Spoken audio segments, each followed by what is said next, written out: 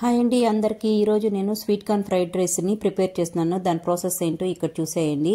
ఒక కుక్కర్ తీసుకొని అందులోకి 2 కప్స్ ఆఫ్ రైస్ని వేసుకున్నాను. వాటర్ వేసి క్లీన్ చేసుకొని నేను రైస్ ప్రిపేర్ చేసుకుంటున్నాను. ఇప్పుడు స్టవ్ మీద మరో కుక్కర్ పెట్టి అందులో స్వీట్ కార్న్, వాటరు అలాగే సాల్ట్ని వేసి 1 విజిల్ వచ్చేంత వరకు దీన్ని బాయిల్ చేసుకోవాలి. ఇప్పుడు నాకు రైస్ అనేది ఆల్రెడీ ప్రిపేర్ అయిపోయింది. ఆ రైస్ని ఇప్పుడు నేను ప్యాన్లో వేసుకొని కూల్ చేసుకుంటున్నాను. ఇప్పుడు బాయిల్ అయిపోయిన స్వీట్ కార్న్ కూడా మనం ఫిల్టర్ చేసుకొని దాన్ని ఒక సైడ్లో పెట్టేసుకోవాలి. ఇప్పుడు స్టవ్ మీద ఒక ప్యాన్ పెట్టి అందులో ఆయిల్ వేసి హీట్ అయిన తర్వాత అందులోకి జీరాని కొద్దిగా వేసుకొని అలాగే కరీపత్తాను కూడా వేసుకోవాలి. ఇప్పుడు ఇందులోకి మనము సన్నగా కట్ చేసుకున్నటువంటి ఆనియన్స్ని ఇందులో వేసుకొని గోల్డెన్ బ్రౌన్ కలర్ వచ్చేంత వరకు దాన్ని ఫ్రై చేసుకోవాలి. ఇప్పుడు ఇందులోకి నేను గ్రీన్ చిల్లీస్ని కూడా యాడ్ చేశాను.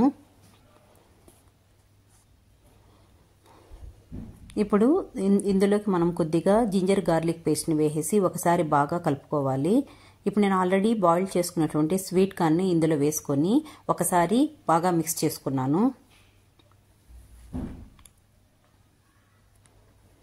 ఇప్పుడు మనము ఇందులోకి స్పైసీనెస్ కోసమని కొద్దిగా పెప్పర్ పౌడర్ని యాడ్ చేసుకుంటే రైస్కి స్పైసీనెస్ వస్తుంది, దాంతోపాటు టేస్ట్ కూడా చాలా బాగుంటుంది.